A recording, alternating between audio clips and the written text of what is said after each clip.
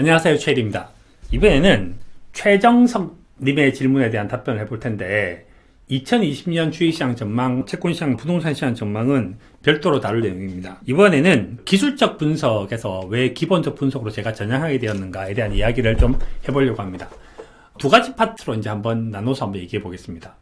투자를 하는 데 있어서 어떤 방법을 쓰면 될까에 대해서 굉장히 많은 사람들이 지금까지 고민을 했어요. 왜냐하면 부자가 되고 싶거든요.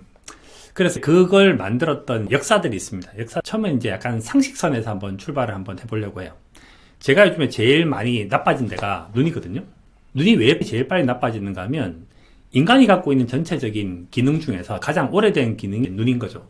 눈은 원래 동물이 갖고 있지 않았었고 식물이 갖고 있었습니다. 해바라기가 해를 따라가는 건 똑같은 거죠.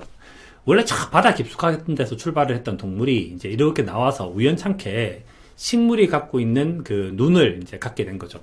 그러니까 상당히 오래됐으니까 늙으면 제일 처음에 일어난 일이 이제 노안이라고 하는 것이 옵니다. 그 다음에 이제 제일 늦게 장착된 게 이제 뇌인 거죠. 그러니까 뇌가 인간만이 갖고 있는 그런 장기들입니다. 자, 그러면 투자를 이제 여기에 적용시키면 어떻게 되는가 하면 가장 오래돼 왔던 투자 방식이 있어요. 그래서 기술적 분석이라고 하는 방법 중에서 세 가지가 있는데 하나는 차트를 분석하는 것이 있고 하나는 인디케이터를 분석하는 것이 있고 하나는 엘리어트 파동처럼 파동 같은 걸 분석하는 그 세 가지 방법 정도로 나눠져요. 근데 이제 기술적 분석은 처음에 언제 시작되었는가 하면 400년 전에 출발을 했습니다. 그래서 기술적 분석은 누가 만들었는가 하면 일본의 혼마 무네이사라고 하는 400년 전의 사람이 만들었거든요. 그러니까 지금 21세기니까 400년 전이면 17세기죠. 17세기에 도카와 이에야스가 일본을 다스렸을 때 화폐를 하나로 통일시키기 위해서 쌀을 화폐로 쓰기 시작했습니다. 그래서 이 쌀 선물 거래소를 만들게 돼요. 그래서 사무라이가 어떤 고민을 하게 되는가 하면 쌀 가격이 싸고 비싸고 내가 언제 사고 언제 팔 건지 어떻게 하는 것이 제일 좋을까 해서 내린 결론이 중요한 가격은 네 가지더라 이거예요. 시작하는 가격, 제일 높은 가격, 제일 낮은 가격, 끝나는 가격. 그래서 이게 시고저종이에요. 근데 이걸 어떻게 나타낼까를 고민을 이제 한참 하고 있었는데 앞에 그 당시엔 초밖에 없었던 거죠. 초가 왔다 갔다 하는 거죠. 그래서 이거다 라고 해서 낸 아이디어가 캔들 차트입니다. 그래서 미국이 바 차트를 쓰는 것에 비해서 일본이 캔들 차트를 쓰죠. 전 세계적인 기술적 분석가의 대부분 그래서 일본 사람들이고 우리나라 사람들도 일본이 만든 기술적 분석 지표를 되게 많이 씁니다. 그래서 삼선 전환도, 일목균형표, 니코라인 이런 건 다 이제 일본 사람들이 만든 그런 아이디어죠. 그러니까 기술적 분석은 400년 좀 일단 역사를 갖고 있으니까 우리 몸에서 굉장히 오래된 기관입니다. 그래서 이제 서점을 가봐도 기본적 분석에 대한 책보다는 기술적 분석에 대한 책들이 월등히 더 많은 비중을 차지하고 있죠. 제가 이걸 출간을 2017년도 했고 내년도에 하나 할 건데 책을 딱 낼 때 이제 그분이 그런 얘기를 했거든요. 기술적 분석은 잘 팔면 100만 부 팔 수 있는데 기본적 분석은 잘 팔아봐야 만부다. 당연하죠. 기본적 분석을 좋아하는 사람들이 없으니까. 실제로 상당히 다수가 기술적 분석을 하고 있으니까 거기서 경쟁력이 일어나려고 하면 이 사람들하고 경쟁을 해야 되기 때문에 경쟁이 쉽지 않습니다. 근데 기본적 분석은 아는 사람 자체가 그렇게 별로 많지 않다는 것이 크게 보면 이제 생각할 수 있는 거죠. 그러니까 뇌가 있는 애가 별로 없다 이렇게 생각할 수도 있을 것 같아요. 그래서 기본적 분석의 틀을 생각을 하면 가격과 가치를 비교하는 거지 않습니까? 그래서 버는 것에 비해서 낮다 이렇게 말하면 그걸 퍼라고 얘기를 해요. 그러면 그것이 위다 아래다라고 얘기하면 퍼 밴드라고 얘기하죠. 현재 대한민국에서 제일 많은 사람들은 그러니까 아직도 많은 사람들은 프라이스 밴드라고 얘기를 하지 퍼 밴드, PBR 밴드라는 단어를 별로 쓰지 않습니다. 그래서 제가 CFA에 처음 공부하러 갔을 때 외국계의 애널리스트가 쓴 퍼 밴드라는 말을 제가 처음 접했던 게 2000년도입니다. 그러니까 아직까지도 근데 퍼 밴드라는 말을 별로 쓰지 않거든요. 그러니까 되게 마이너하고 되게 소수니까 기본적 분석에 돈을 벌 확률이 좀 더 높겠죠. 그래서 이제 기술적 분석이라고 하는 게 아까 400년 출발했다고 하는데 기본적 분석은 누가 만들었냐라고 얘기하면 벤자민 그레이가 만들었습니다. 1934년도에 나왔죠. 그냥 나온 지 한 80년 됐습니다. 기본적 분석의 출발은 대충 80년짜리 정도다 이렇게 생각할 수 있죠. 세 번째는 계량적 분석이라고 하는 것이 있어요. 지난번에 나온 레이 달리오 얘기가 이제 이거랑 비슷한데 계량적 분석의 틀을 만든 사람은 해리 마코이츠, 그 다음에 제자였던 샤프, 그 다음에 파마, 프렌치 이렇게 넘어오죠. 그러니까 계량적 분석이라고 하는 역사는 한 60년 정도쯤 된 거죠. 그러니까 계량적 분석이라고 하는 틀을 가지고 돈 벌 확률이 높은데 계량적 분석에서 쓰고 있는 툴이 결국은 기술적 분석과 기본적 분석이니까 두 가지 딱 보자라고 생각한다면 기술적 분석보다는 기본적 분석을 하는 사람들이 공급이 훨씬 더 적고 경쟁이 훨씬 더 덜 치열하다. 이렇게 해서 걔가 돈을 벌 수 있는 확률이 더 높다. 이렇게 볼 수 있을 것 같아요.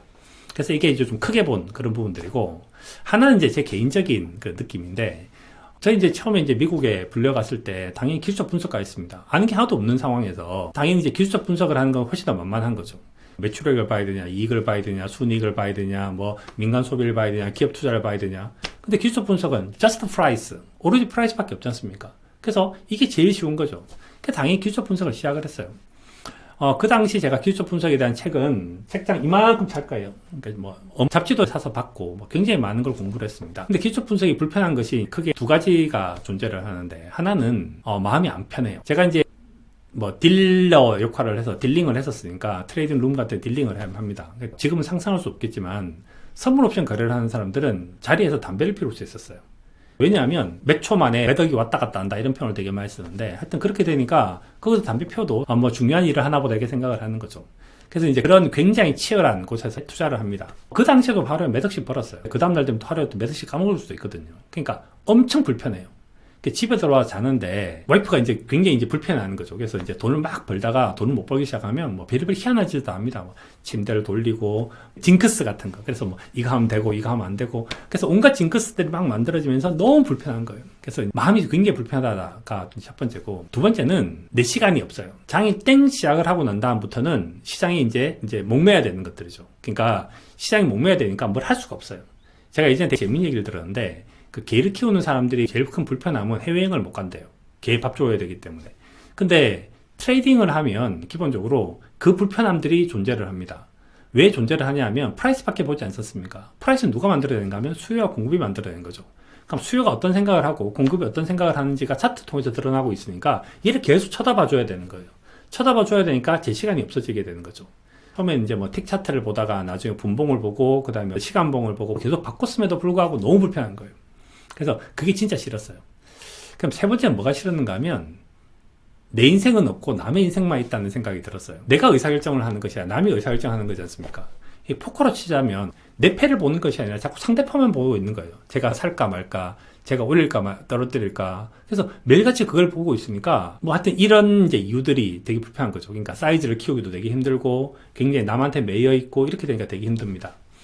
뭐 요즘에는 사람들이 부동산은 투기가 됐고 주식은 투자가 되는 그런 시대지만, 보통 투기와 투자의 제일 대표적인 건 뭔가 하면, 투기는 남에 의존해서 사게 하는 프로그램이 투기라고 얘기를 하는 거죠. 매매, 트랜잭션, 거래 이렇게 하는 거고, 투자라고 하는 건 본인이 가격과 가치를 분석을 해서 스스로가 수익과 위험을 계산해내는 걸 보통 투자라고 얘기를 합니다.